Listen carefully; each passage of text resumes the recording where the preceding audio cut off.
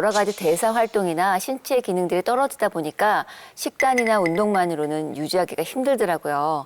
그래서 비엔나17 유산균과 프로테인 도움을 받으면서 속부터 건강하게 관리를 하고 있어요. 김세아 씨 정말 퍼펙트 하십니다. 특히 우리 세아 씨께서 챙겨 드신 비엔나17 유산균의 정식 명칭은 락토바실러스 가세리 비엔날 17입니다. 네. 비엔나17 유산균은요, 식약처에서 체지방 감소에 도움을 줄 수 있음을 인정받은 유산균입니다. 오. 그러면 체지방이면 내장 지방인 거죠? 꼭 그런 건 아니에요. 한 반 정도 맞으셨네요. 네, 이 체지방은요. 내장 지방뿐만이 아니라 피하 지방도 같이 합쳐서 일컫는 말입니다. 이 문제는 장기 사이사이에서 이 쌓이는 내장 지방이 이제 건강에 굉장히 악영향을 주기 때문에 문제가 되는 건데요.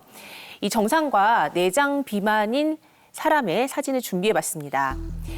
이 내장 비만 장기 사이사이에 노란 것들이 보이시죠? 아이고야. 네. 내장 지방은 장기 사이사이에 끼어 있기 때문에 복부 비만의 직접적인 원인이 될 수밖에 없고 또 이러한 내장 지방은 인슐린 저항성을 유발하기 때문에 당뇨를 일으킬 수 있고요. 고혈압이나 고지혈증 혹은 지방간, 심지어는 암까지도 유발할 수 있는 원인이 됩니다.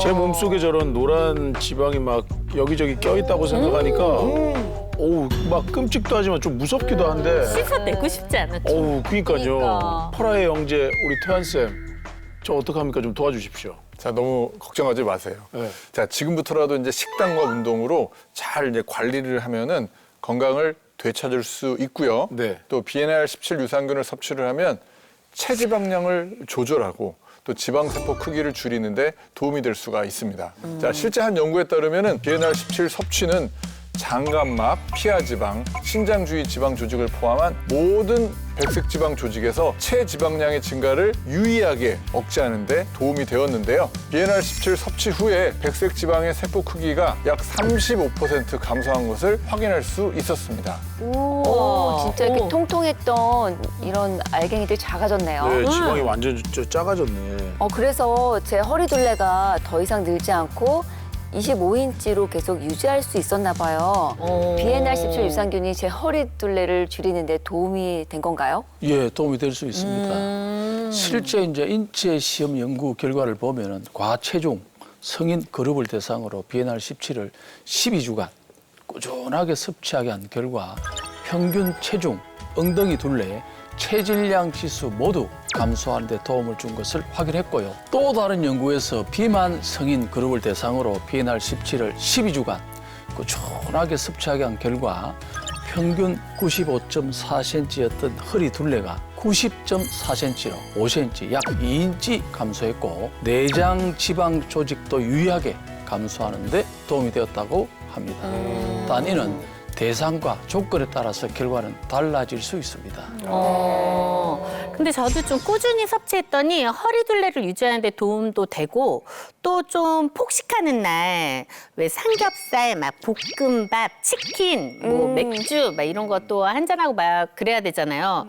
그럴 땐 더 꼭 챙겨서 맞아. 먹으면은 네. 어느 정도 좀 이렇게 되는 것 같아요. 그리고 또 이렇게 안심이 되잖아, 마음에. 안심도 되고 몸도 좀 몸도 좀. 관리가 좀 되는 것 같더라고요. 우리 현영 씨도 또 세아 씨도 아주 똑똑하게 잘 이제 관리를 하고 계신데 네. 비엔알17 유산균을 섭취를 하면 과도한 탄수화물 흡수를 억제하는 데 도움을 받을 수가 있습니다. 자, 우리가 탄수화물을 섭취하면 소장에서 이제 분자 크기가 작은 단당류로 소화 분해되어서 소장벽을 통해서 빠르게 흡수가 되는데요. 자, 비엔알17을 섭취하면 단당류하고 결합해서 크기가 큰 다당류로 전환해 체외로 배출하게 돕는 거예요.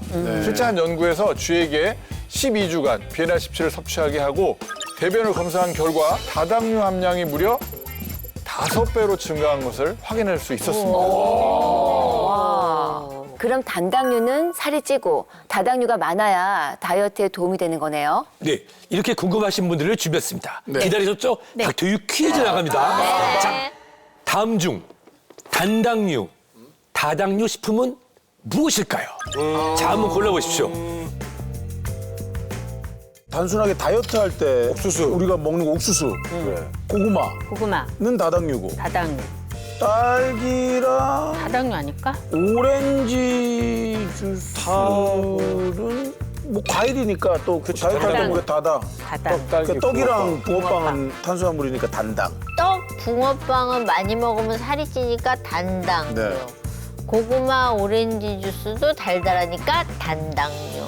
다 단당. 답하고 좀 거리가 있어요. 그렇게요? 자, 옥수수, 네. 고구마, 딸기는 다당류, 딸기. 떡, 네. 붕어빵, 그리고 오렌지 주스가 단당류입니다. 자, 과일이나 곡물은 다당류로 우리 몸에 들어오게 되면 분해돼서 흡수가 느린 편이에요. 그래서 혈당 조절 시스템을 안정적으로 유지하는 데 도움을 줄 수가 있어요. 문제는 뭐냐? 떡, 그리고 빵과 같은 단당류죠. 단당류는 일반적으로 단맛을 가지는 탄수화물인데요. 먹는 즉시 에너지로 활용될 수 있기 때문에 지방세포로 저장되기 쉽죠. 또 혈당을 올리기도 쉽습니다. 그런데 유산균을 섭취하게 되면 장내에서 다당류 물질인 EPS를 생성하게 되는데요. 이 EPS가 장내의 면역 반응을 조절하고 장벽을 보호하고 또 유해균의 부착을 방해해서 유익균의 생존에 도움을 주는 역할을 하는 것으로 널리 알려졌는데요.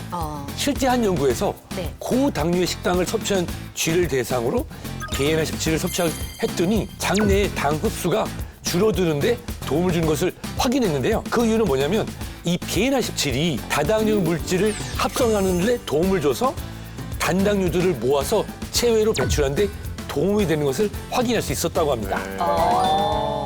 이게 다이어트 할 때 식욕 조절하는 게 정말 너무 어려운 것 같아요. 근데 우리 김수아 선배님 같은 경우는 식욕이 없는 거죠?